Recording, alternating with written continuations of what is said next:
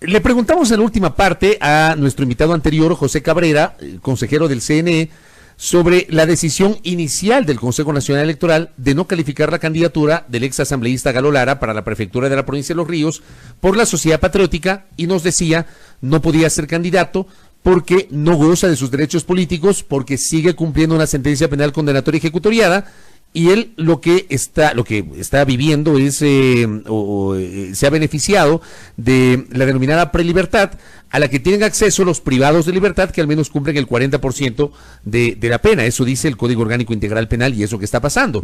Pero en el curso de la jornada del pasado jueves, y esto fue noticia la mañana del viernes, el Tribunal Contencioso Electoral, con 3 votos a favor de sus 5 jueces, hubo 2 votos salvados, decidió en cambio habilitar la candidatura de Galo Lara. Y hemos, como siempre procuramos hacerlo, acudir a la fuente. Tenemos en nuestra mesa de trabajo al doctor Joaquín Viteri, él es el presidente del Tribunal Contencioso Electoral. Por cierto, el doctor Viteri votó a favor de esa resolución y nos va a explicar en derecho cuáles fueron las razones para aquello. Mi doctor, bienvenido. Quiero primeramente agradecerles a ustedes por la oportunidad de aclarar esto. A usted por la gentileza de aceptar esta entrevista. Siempre usted lo sabe que yo doy la cara gracias. Cuando tengo que enfrentar a las situaciones que justamente me han tocado hacerlo en otros temas y ahora en el tema electoral. Primeramente quiero decirle al país y a ustedes, señores periodistas, que el tribunal no actúa con direccionamiento a determinado candidato, a determinado partido político, a determinado movimiento político, sino en general. Usted siempre me ha escuchado decir que algo que es fundamental en lo que tiene el derecho el ciudadano es en la seguridad jurídica.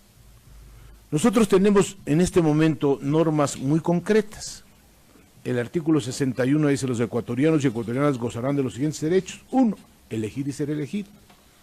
Y como bien efectivamente lo dicen todos, el artículo 113, numeral 2, determina que no podrán ser candidatos de elección popular quienes hayan recibido sentencia condenatoria ejecutoriada por delitos sancionados con reclusión o por cohecho, enriquecimiento ilícito, peculado. Así es. Estas normas son las normas de la Constitución del 2008. Usted recordará, fueron materia de consulta popular. Pero también hay que recordarle al país que en el 4 de febrero del 2018, hace menos de un año, el señor presidente de la República pidió al Consejo Nacional Electoral, y el Consejo Nacional Electoral convocó a consulta popular. Y entre las preguntas hubo la 1, fundamental para el tema que estamos nosotros debatiendo, y que fue recogida en el artículo 233 de la Constitución. De la Constitución, ¿qué dice el 233? No pueden ser candidatos las personas contra quienes exista sentencia condenatoria ejecutoriada por los delitos de peculado, enriquecimiento ilícito, concusión, cohecho, tráfico de influencias, oferta de realizar tráfico de influencias y testaferrismo, así como lavado de activos, asociación ilícita y delincuencia organizada relacionados con actos de corrupción. Estarán impedidos para ser candidatos a cargos de elección popular, para contratar con el Estado, para desempeñar empleos o cargos públicos, y perderán sus derechos de participación establecidos en la presente Constitución. Esto fue materia de la consulta popular. Esto dice en el artículo 233. Y eso también dice, digamos, estoy revisando la Constitución, el artículo 113 de la Constitución de la República dice: no podrán ser candidatas o candidatos de elección popular, y me voy al segundo inciso, quienes hayan recibido sentencia condenatoria ejecutoriada por delitos sancionados con reclusión o por cohecho, enriquecimiento ilícito o peculado. No dice, como hace un momento hacían referencia, a los demás delitos, por eso es que... Pero entonces, perdón que te interrumpa, doctor, no quiero ser peyorativo ni mucho menos, pero querría decir que si alguien acusado de una violación grupal se beneficia de la prelibertad, recupera su libertad, pero sigue, digamos, cumpliendo con una sentencia penal condenatoria ejecutoriada, ¿puede ser candidato? Mire, señor periodista, tenemos primeramente que ser muy claros. Estamos hablando de un caso concreto. Y fundamentalmente, permítame decirle algo. Si la Constitución y la propia ley electoral, ley orgánica, el Código de la Democracia, no determina de manera expresa los delitos que determine el Código Orgánico Integral Penal, estoy de acuerdo con usted. Por esa razón, mañana voy a ir a la Asamblea Nacional a presentar el informe de actividades. Claro. Y ahí voy a decir. ¿Va a mencionar esto? Obvio, pues. En el Pleno. Tengo que decirle, señores, es imperioso la reforma a la Constitución y al Código Orgánico de la Democracia, a la ley electoral. Porque de esa manera, es que mire, nosotros no podemos. Si usted me enseña una norma que diga todos los delitos en general que determina el Código Orgánico Integral Penal, ¿qué es lo que hace falta? Que la Constitución, luego de las normas esas, diga los delitos que determina el Código Orgánico Integral Penal, o todo delito pesquisable de oficio. Es decir, la norma tiene que ser muy clara. La Constitución tiene que decir, señores, no pueden ser candidatos los que están involucrados en estos delitos, en la función pública, peculado, asociación ilícita, todo eso. Y además, solamente agregarle esto sería, los que determine la ley. Entonces ahí sí la ley orgánica electoral dirá los delitos de peculado, asociación ilícita y los que establezca el Código Orgánico Integral Penal. Hay un detalle importantísimo sobre el caso de Galo Lara, doctor, que es el hecho de que él no ha cumplido el 100% de la pena, más allá de cuál sea la figura del delito que se lo acusa. Él apenas ha cumplido el 40% de la pena. ¿Y un PPL puede ser candidato? Primeramente, quiero reiterarle que yo no estoy, y no vamos nosotros como tribunal a juzgar por determinado caso, sino en general. Mire, pero ¿un PPL puede ser candidato o no? Permítame que le diga de manera muy concreta. No me haga prevaricar, señor periodista, porque usted sabe que si yo digo aquí algo, más tarde va a decir, usted hizo esta declaración. No, es que yo le estoy preguntando en general, ¿un PPL puede ser candidato? Porque Galo Lara sigue cumpliendo la pena, aunque se haya cogido la prelibertad. No le estoy haciendo prevaricar, de hecho ustedes ya decidieron que el señor puede ser candidato. Yo le pregunto en general, ¿un PPL puede ser candidato? Yo quiero no hablar de nadie concreto, sino quiero decirle algo muy puntual. Tenemos una constitución y una ley. Usted recordará que hay una ley que se llama la Ley Orgánica de Garantías Jurisdiccionales y Control Constitucional. ¿Qué dice ahí? Si hay varias normas o interpretaciones aplicables a un caso concreto, se deben elegir la que más proteja los derechos de la persona. Si una persona tiene derecho a ser elegido, nosotros vamos a decirle, no, porque existe una presunción de que usted se encuentre en estas condiciones. Cuando vuelvo a reiterarle, señor periodista, especialmente a usted que me hizo la pregunta, de que la Constitución, el artículo 233, no lo tomaron en cuenta. Es muy expreso en lo que usted acaba de decir. Mire cómo dice textualmente, reitero para que el país conozca, las personas contra quienes exista condena ejecutoriada por los delitos de peculado, enriquecimiento ilícito, concusión, etcétera. Y luego dice, estarán impedidos para ser candidatos a cargos de elección popular, para contratar con el Estado, para desempeñar empleos o cargos públicos, y perderán sus derechos de participación establecidos en la presente Constitución. ¿Cómo yo puedo decirle a usted en este momento, a cualquier X, porque no podría ser en ningún momento yo decirle, en ese caso no puedo yo dejar de aplicar lo que dice la Constitución, pero, y lo que dice la Ley de Control Constitucional, pero, doctor, porque en ese momento yo estaría prácticamente prevaricando ahí sí. ¿Por qué? Porque cuando usted va a revisar un caso, tiene que decir, a ver qué dice la Constitución y qué dice la Ley Orgánica Electoral, Código de la Democracia. Si las dos normas no dicen, y los demás delitos comunes determinados en el Código Orgánico Integral Penal, ¿cómo yo puedo decir, es que está prácticamente en una situación en la que, involucrado en un delito, prácticamente la persona no puede ser candidata? Pero, doctor, permítame insistirle, porque, a ver, y el afán, evidentemente, yo le entiendo la parte de que usted no puede prevaricar por su condición de juez electoral y está bien.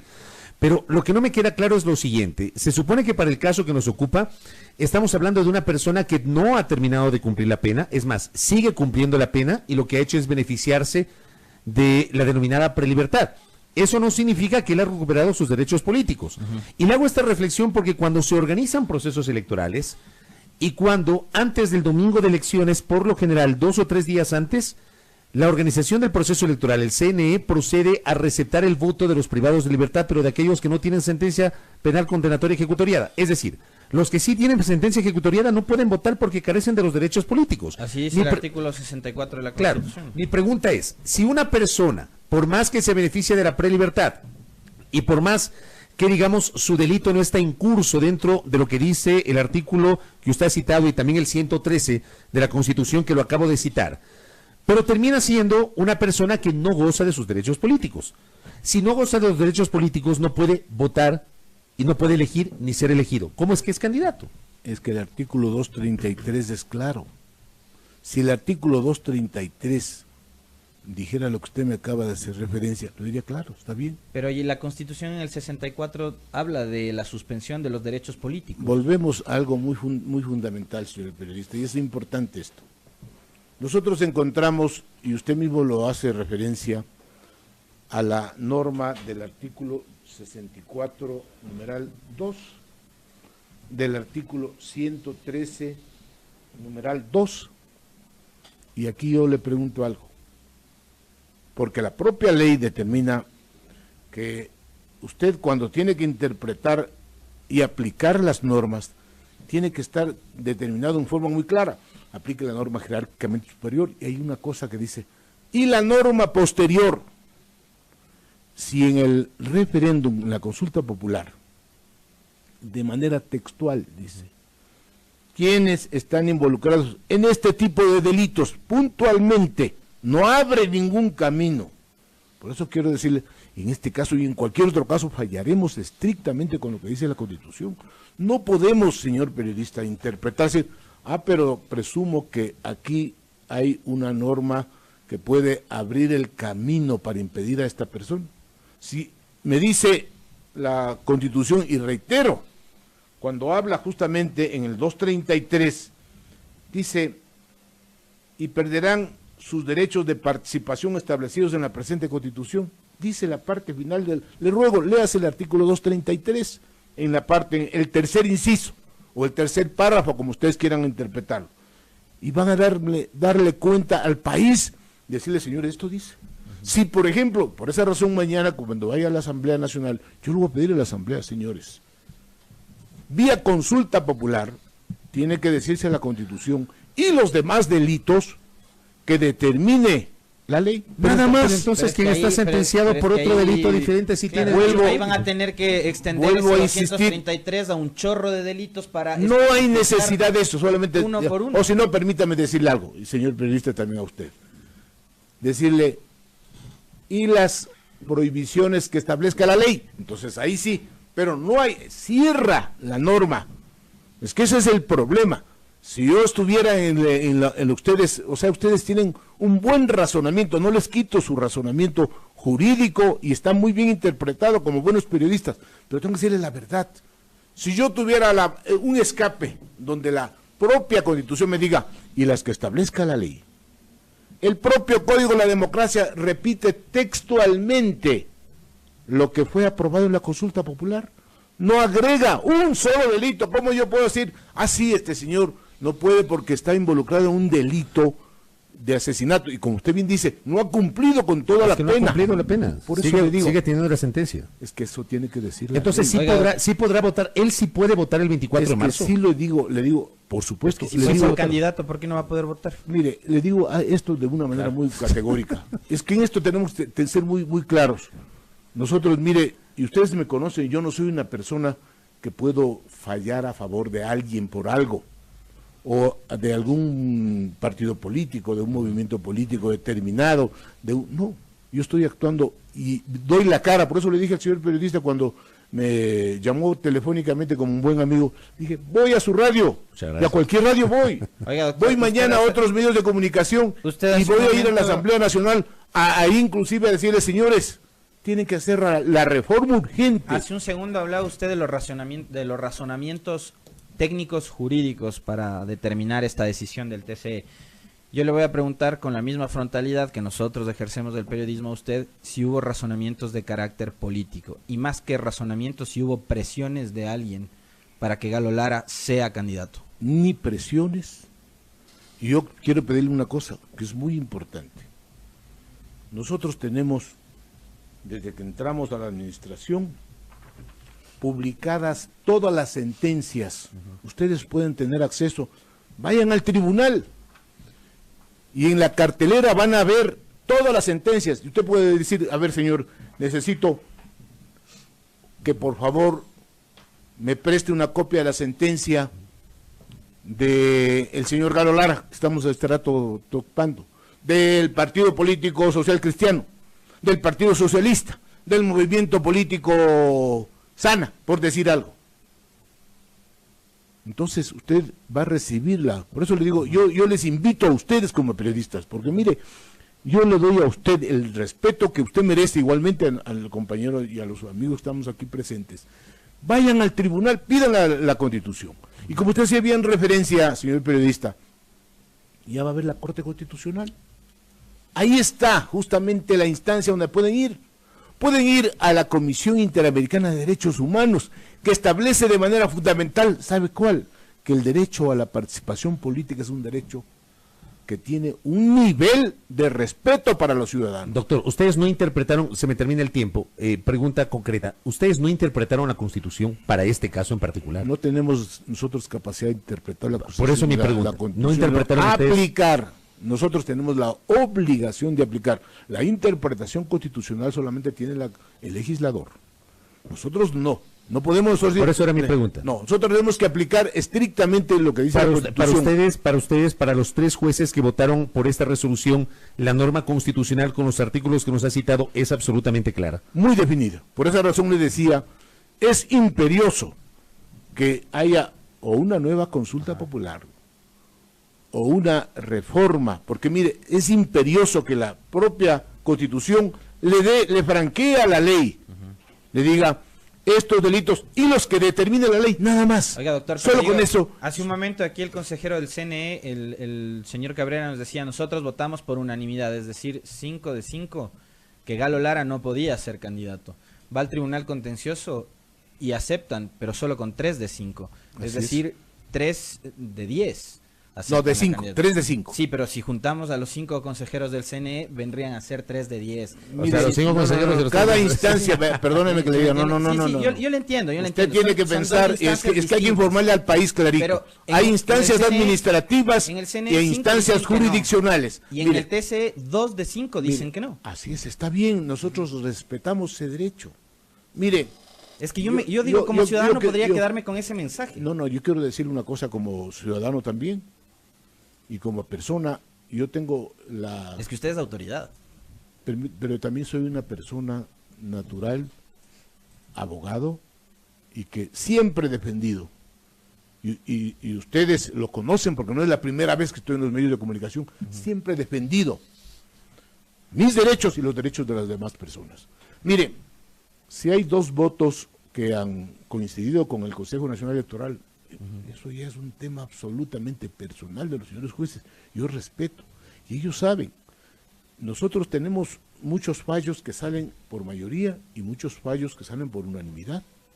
Entonces, en ese sentido, lo que yo sí vengo aquí a afrontar, y lo hice hace un momento en otro medio de comunicación, y lo haré, si es necesario, en cualquier instancia, para defender exclusivamente lo que dice la Constitución. Las omisiones de la Constitución ya no es culpa mía. La contradicción de las normas de la Constitución no es culpa mía. Nosotros tenemos que aplicar estrictamente lo que dice la Constitución y fundamentalmente lo que decía al inicio de esta presentación, sin direccionamiento a nadie.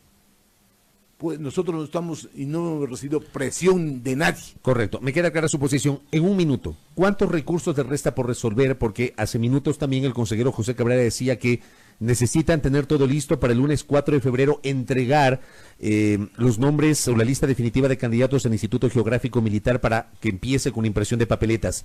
¿Ustedes esta semana lograrán terminar con todo lo que tienen pendiente sobre este tema? Yo le voy a decir algo, señor periodista. Nosotros, desde que iniciamos gestiones, dijimos, a ver, de aquí estamos el 3 de diciembre. hasta el 21 de diciembre tenemos que resolver todo para que puedan habilitarse e inscribirse a candidaturas. Y verá que pusimos a 3 candidatos al Consejo de Participación Ciudadana. Es decir, nosotros cumplimos sin descansar absolutamente. ¿Ya un terminaron día. ustedes su trabajo o no? Todavía no.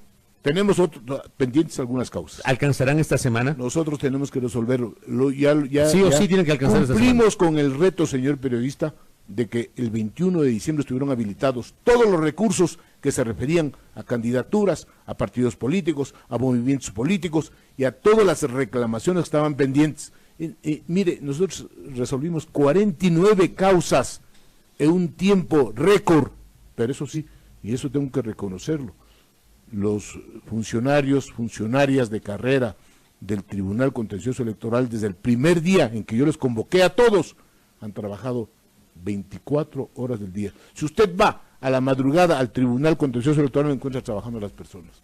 Entonces, no tenemos ningún problema, señor periodista, en cumplir estrictamente con nuestra obligación de que antes de la fecha en que tienen que publicarse las papeletas electorales, resolvamos todos los recursos. Correcto, estamos pendientes de aquello. Era importante tenerlo acá justamente por los últimos acontecimientos al doctor Joaquín Viteri. Gracias, doctor, Muy por la amable, gentileza, doctor, gracias. por la presencia del presidente del Tribunal Contencioso Electoral, el doctor Joaquín Viteri, aquí en nuestros micrófonos. 8 de la mañana con 2 minutos.